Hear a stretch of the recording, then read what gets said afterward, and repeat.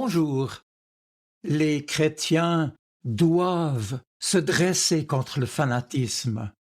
Il est essentiel de le combattre, tout comme les stéréotypes négatifs, les jugements dogmatiques, la stigmatisation ou la discrimination, sans compter bien entendu l'incitation à la violence et la violence elle-même, visant certains en raison de leurs pratiques religieuses ou de leurs convictions ou de leur absence de conviction. Inutile de vouloir fermer les yeux sur ce qui n'est pas acceptable. Et mes amis, j'affirme cela en me basant sur le message central de l'Évangile, message d'amour et de paix, et non pas de haine et de rejet de l'autre. Nelson Mandela a déclaré dans une phrase devenue célèbre dans sa lutte contre l'apartheid que personne ne naît en haïssant une autre personne à cause de la couleur de sa peau ou de ses origines ou de sa religion.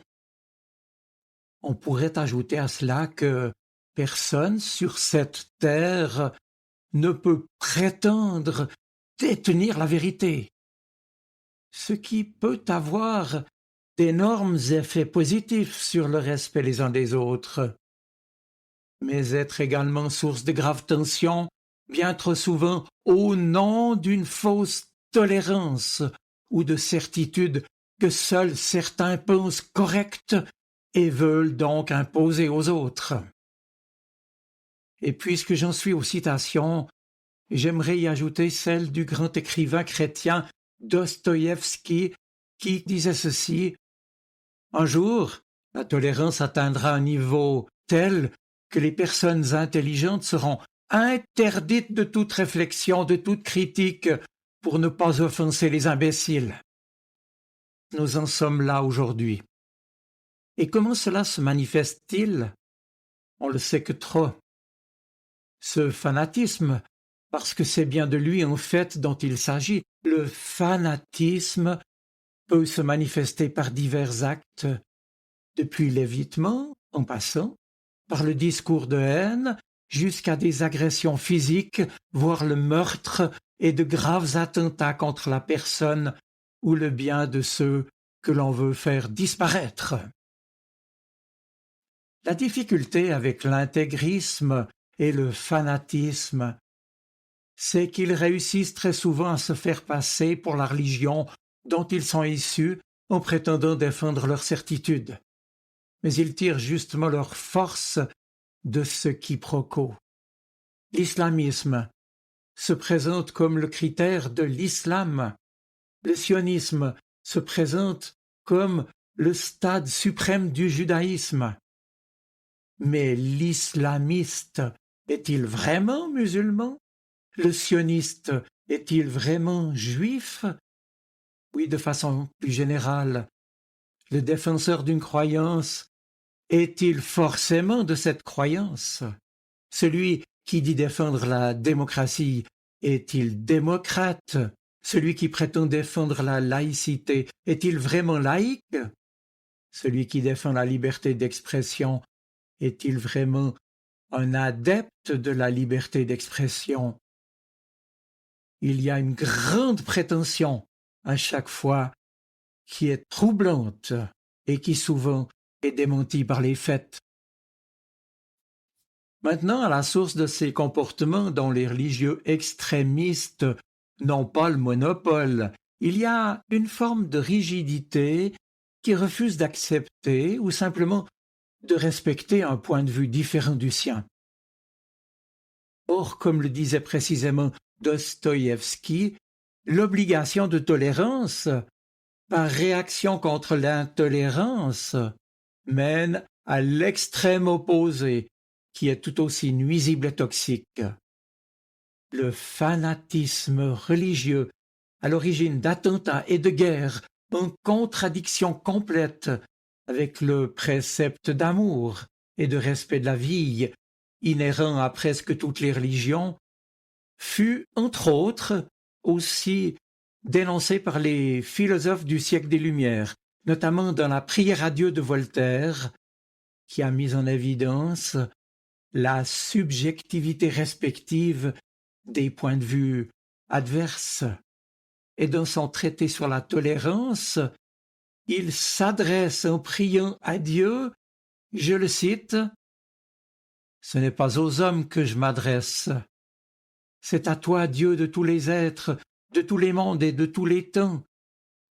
S'il est permis à de faibles créatures perdues dans l'immensité et imperceptibles au reste de l'univers, d'oser te demander quelque chose, à toi qui as tout donné, à toi dont les décrets sont immuables comme éternels, daigne regarder en pitié les erreurs attachées à notre nature et que ces erreurs ne fassent point nos calamités. » Et Voltaire poursuit, « Tu ne nous as pas donné un cœur pour nous haïr et des mains pour nous égorger. Alors fais que nous nous aidions mutuellement à supporter le fardeau d'une vie pénible et passagère, que les différences entre les vêtements qui couvrent nos corps, entre nos langages insuffisants, entre tous nos usages ridicules parfois, entre toutes nos lois imparfaites, entre toutes nos opinions insensées souvent, entre toutes nos conditions si disproportionnées à nos yeux et si égales devant toi pourtant, que toutes ces petites nuances qui distinguent les atomes appelés hommes ne soient pas des signaux de haine et de persécution. » Et Voltaire en conclut, « Puissent tous les hommes se souvenir qu'ils sont frères. » Mais Voltaire, le saviez-vous, s'est aussi insurgé et battu contre le fanatisme et les injustices commises à l'égard des protestants de son temps en France. Il a ainsi dénoncé les fanatismes religieux et s'est fait le défenseur de ceux qui étaient victimes de ce fanatisme. Mes amis, aujourd'hui encore son combat n'est pas terminé, hélas, et c'est aussi le nôtre en vérité, en tant que chrétiens qui vivons de l'amour du Christ. Les guerres de religion restent menaçantes sous forme de terrorisme et de guerre aussi contre le terrorisme. Ce qui me fait dire qu'en fait la religion, bien trop souvent, sert de prétexte à la guerre, décidée par des êtres qui, eux, n'ont rien de mystique engagé dans leur vie avec Dieu. Dès lors, je le dis haut et fort, soyons intolérants avec le fanatisme. Je le répète, soyons intolérants avec le fanatisme. Le fanatisme, d'ailleurs, n'est-il pas un fléau dont nous risquons tous un jour ou l'autre d'être victimes? Non seulement nous risquons d'être victimes du fanatisme des autres, mais nous sommes également exposés à devenir nous-mêmes des fanatiques sans nécessairement nous en apercevoir, car il y a en effet comme une tendance naturelle de l'être humain, on le sait tous, à ne pas supporter ce qui est différent, et donc ressenti comme menaçant, à rejeter ce qui s'écarte trop des normes sur lesquelles nous sommes habitués à nous appuyer. Avec l'Évangile en premier lieu, avec Voltaire, Dostoïevski et Mandela, et je pourrais aussi mentionner le docteur Albert Schweitzer, Martin Luther King, l'abbé Pierre ou mère Teresa de Calcutta, et j'en passe, le chrétien doit prendre position. Non, dans ce monde et autour de nous, tout n'est pas tolérable. Il y a des opinions, des actes et des comportements qu'il est coupable et surtout dangereux de tolérer, fût-ce au nom d'une soi-disant tolérance. Le racisme en est l'exemple même.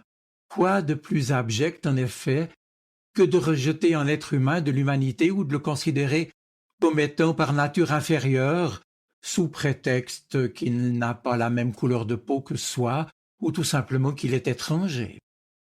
Il est incontestable que lutter contre l'intolérance et œuvrer pour que progresse la tolérance ne signifie pas tout tolérer. Et il en va de même pour le dogmatisme, qu'il soit d'ailleurs laïque, philosophique, politique ou religieux. ce d'autant que souvent ceux qui prônent la tolérance sont eux-mêmes intolérants.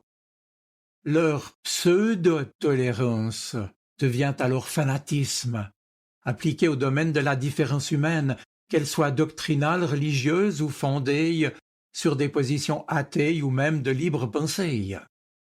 Cela dit, la pire des violences est celle qui impose une vérité. Tout fanatisme veut imposer ce dont il se persuade être la vérité, alors que croire, les chrétiens le savent bien, c'est aussi douter et cheminer avec ces doutes. Souvenez-vous de ce cri, de cet appel adressé à Jésus. « Seigneur, viens au secours de mon manque de foi. » Dans les évangiles, Jésus nous interpelle par ailleurs sur le prochain que nous sommes appelés à aimer comme nous-mêmes. Mais lui demande-t-on, l'autre qui est-ce? L'autre, c'est mon semblable, c'est-à-dire un autre être humain. Certes, je peux le juger, le cataloguer, mais c'est précisément une manière de le nier comme autre, c'est-à-dire comme mon prochain, un être aussi aimé de Dieu, sensible, susceptible de se réjouir et de souffrir comme moi. Et nous touchons ici à tout ce qui fait l'ambivalence de l'autre et qui est certainement à l'origine du fanatisme qui a donc conduit certains humains à être traités par d'autres comme des animaux, voire moins encore. Aussi, pour se garantir contre l'intolérance qui devient si facilement fanatisme, faut-il comprendre que pour accepter l'autre en tant qu'autre, il faut à la fois le considérer comme semblable et comme différent. Il faut en somme tenir les deux bouts de la chaîne de l'altérité, comme on dit. Si en effet je considère l'autre que comme mon semblable, je me donne de bonnes raisons de rejeter ceux qui me semblent trop éloignés de ce que je suis. Et de même, si je considère l'autre comme seulement différent, cela sous-entend que j'ai le sentiment de n'avoir rien de commun avec lui et que je n'ai donc aucune raison de le respecter et de le prendre en considération. Il me devient alors complètement étranger, voire menaçant et à éliminer. Il est donc nécessaire, pour que je puisse accepter l'autre dans sa différence, et que je le considère en même temps comme mon semblable, aimer lui aussi de Dieu. Et puis n'oublions pas à ce propos que Jésus ne proposait pas de normes, au contraire, très souvent, il les contestait. Il ne proposait pas d'adhésion à des dogmes, mais il invitait à mettre en acte concrètement une éthique fraternelle. Dans l'évangile de Matthieu, Jésus nous l'a rappelé. Alors écoutons-le en terminant. « Je vous le dis, si votre justice ne surpasse pas celle des scribes et des pharisiens, vous n'entrerez point dans le royaume des cieux. Vous avez appris qu'il a été dit, tu aimeras ton prochain et tu haïras ton ennemi. Mais moi, je vous dis, aimez vos ennemis, bénissez ceux qui vous maudissent, faites du bien à ceux qui vous haïssent, et priez pour ceux qui vous maltraitent et qui vous persécutent, afin que vous soyez fils de votre Père qui est dans les cieux, car il fait lever son soleil sur les méchants et sur les bons, et il fait pleuvoir sur les justes et sur les injustes. Si vous aimez seulement ceux qui vous aiment, quelle récompense méritez-vous? Et si vous saluez seulement vos frères, que faites-vous d'extraordinaire? Les païens aussi n'agissent-ils pas de la sorte? Soyez donc parfaits, comme votre Père céleste est parfait. Eh bien, à partir de cet ultime exemple, bien sûr, et de cet appel de Jésus, la parole des chrétiens ne peut seulement être celle d'une dénonciation si importante, celle-ci soit-elle. Elle doit aussi pouvoir désigner le positif, faire voir les actions, les initiatives, les situations ou les événements qui sont porteurs de sens, d'ouverture, d'avenir, d'espérance, d'amour. Alors mes amis, aimons, mais soyons intolérants avec le fanatisme. Je vous souhaite une bonne semaine. Soyez bénis. Amen. Sa parole résonne dans mon cœur. Elle est vivante, elle parle. Elle m'aide à choisir, m'illumine. Elle est vivante, elle est poignante, elle touche mon cœur.